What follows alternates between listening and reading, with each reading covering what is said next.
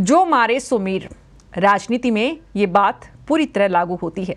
लोकसभा चुनाव की छाया में कांग्रेस अध्यक्ष राहुल गांधी ने सत्ता में आने पर देश के गरीबों को न्यूनतम आय की गारंटी देने का वादा क्या किया।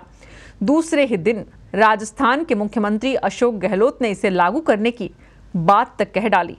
शायद किसान कर्ज माफी के ऐलान में पिछड़े अशोक गहलोत इस योजना को लागू कर देश भर में नंबर 1 बनने का तमगा हासिल करना चाहते हैं।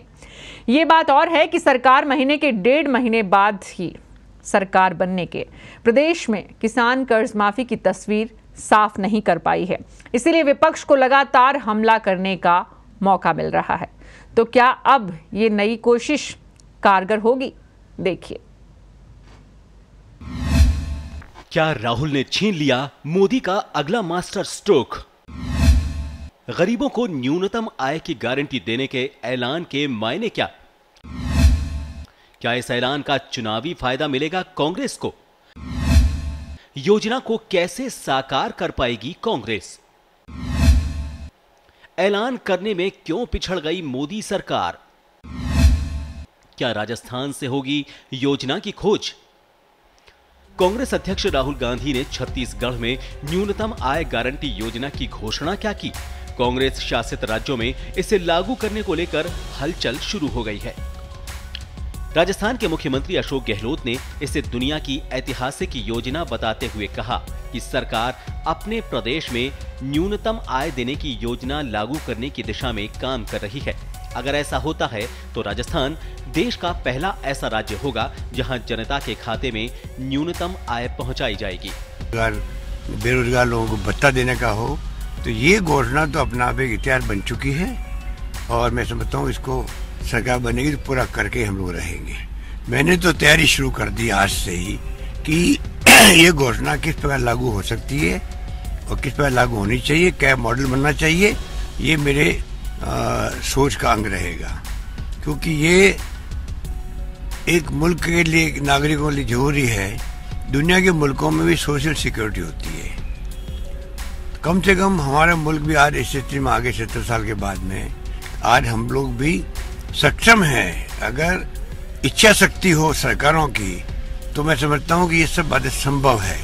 पहले किसानों की कर्ज माफी, उसके बाद अपनी बहन प्रियंका गांधी का राजनीति में दाखिला और अब न्यूनतम आय गारंटी योजना कांग्रेस अध्यक्ष राहुल गांधी के ऐसे मास्टर स्ट्रोक हैं जिनसे उनके विरोधियों में खलबली मच गई है।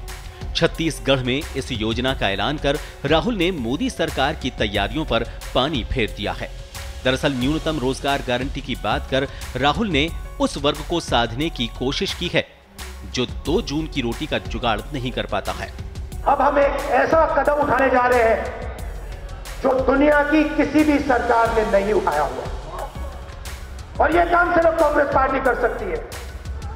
हमने निर्णय ले लिया है कि हिंदुस्तान के हर गरीब व्यक्ति को 2019 के बाद कांग्रेस पार्टी वाली सरकार गारंटी करके न्यूनतम आमदनी देने जा रही है। इसका मतलब मिनिमम इनकम गारंटी, मतलब हिंदुस्तान के हर गरीब व्यक्ति के बैंक अकाउंट में कम से कम न्यूनतम आमदनी हिंदुस्तान की सरकार देने जा रही है। मतलब हिंदुस्तान में ना कोई भूखा रहेगा ना कोई गरीब रहेगा। दरअसल यूपीए के कार्यकाल में ही कांग्रेस ने महात्मा गांधी नरेगा स्कीम भी इसी वर्ग को ध्यान में रखकर की थी। आपको याद दिला दें कि ये वही मनरेगा स्कीम है जिसे सत्ता में आने पर पीएम ने कांग्रेस की नाकामियों का स्मारक तक बता दिया था।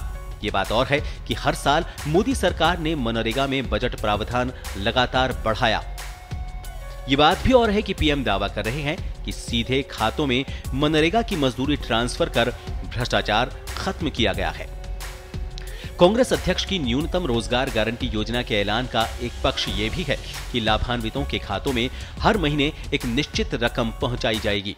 मोदी सरकार की ओर से पिछले सालों में खुलवाए गए जनधन खातों की आलोचना करने वाली कांग्रेस को इन्हीं जनधन खातों का न केवल सहारा लेना पड़ेगा बल्कि नए खाते भी खुलवाने पड़ेंगे। देखा जाए तो कांग्रेस अध्यक्ष राहुल गांधी ये समझ गए हैं कि किसानों की कर्ज माफी, अधिग्रहित जमीन की वापसी और न्यूनतम आय की गारंटी ऐसे विषय हैं जिनसे वोटों की फसल भी तैयार हो सकती है। खुद राहुल गांधी इन दिनों अपने भाषणों में कह रहे हैं कि हम दो हिंदुस्तान नहीं चाहते। बीजेपी दो हिंदुस्तान बनाना चाहती है, एक हिंदुस्तान उद्योगपतियों का जहां सब कुछ मिल सकता है और दूसरा गरीब किसानों का हिंदुस्तान जहां कुछ नहीं मिलेगा, सिर्फ मन की बात सुनने को मिलेगी। राहुल अपनी रैलियों में इस बात को जोर शोर से रखने की कोशिश कर रहे हैं कि मोदी सरकार गरीब विरोधी है, जबकि कांग्रेस गरीबों और मजदूरों की हितैषी है। जबकि बहुजन समाज पार्टी की मुखिया मायावती ने इस पर सवाल खड़े कर दिए हैं। मायावती ने कहा कि कहीं ये भी पूर्व की कांग्रेस सरकार के गरीबी हटाओ और मौजूदा सरकार के काले धन 15 लाख और अच्छे दिन की तरह नकली वादा तो नहीं। मायावती ने कहा कि कांग्रेस और भाजपा दोनों फेल हो चुके हैं और एक ही सिक्के के दो पहलू साबित हुए हैं। तय है कि लोकसभा चुनाव के लिए कांग्रेस अपने घोषणा पत्र में सुनिश्चित आय गारंटी योजना लागू करने का ऐलान करेगी। लेकिन सवाल यह भी है कि मोदी सरकार इस अहम ऐलान को समय रहते क्यों नहीं कर पाए। आपको बता दें कि 2016-17 की आर्थिक समीक्षा में सार्वभौमिक मूलभूत आय यानी यूनिवर्सल बेसिक इनकम का विचार सामने रखा गया था, यानी मोदी सरकार 2 साल पहले ही इस योजना को लागू कर सकती थी। सवाल यह है कि कांग्रेस जनधन खातों और प्रत्यक्ष लाभ हस्तांतरण यानी डीबीटी जैसी योजनाओं की आलोचना करती रही तो फिर वो यूबीआई को धरातल पर कैसे उतार पाएगी। सवाल यह है कि क्या देश में फिर नए बैंक खाते खोलने के दौर शुरू होंगे। सवाल यह भी है कि क्या डीबीटी से इतर कोई नया सिस्टम बनेगा, और यह भी कि खातों में आई मुफ्त रकम से क्या सामाजिक बुराइयों का दौर शुरू नहीं हो जाएगा। सवाल अपनी जगह हैं जो हमेशा बने रहेंगे। राहुल गांधी ने न्यूनतम आमदनी की जो बात कही है उस पर राजस्थान के मुख्यमंत्री ने तो तत्काल अमल करने की बात कह दी है, लेकिन सवाल वही है कि क्या इस तरह की घोषणाएं सिर्फ हवाई ही बनकर रह जाएंगी या फिर अमल में भी लाई जा सकेंगी। हालांकि ये बात सच है कि समाज के वंचित तबके को ध्यान में रखकर जो भी राजनीतिक दल काम करता है, देश की जनता उसका समर्थन करने से नहीं चूकती।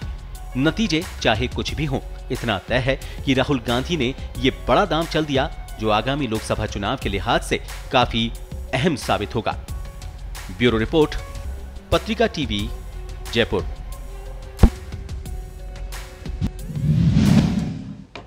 सरकारें, राजनेता, राजनीतिक दल पूरी कोशिश करते हैं कि काम की बातों को छोड़कर हर वो बात की जाए जिससे कि मुद्दों से ध्यान भटकाया जाए, हटाया जाए। लेकिन पत्रिका टीवी पर हम हर दिन कोशिश करते हैं कि मुद्दे की बात सबसे पहले की जाए।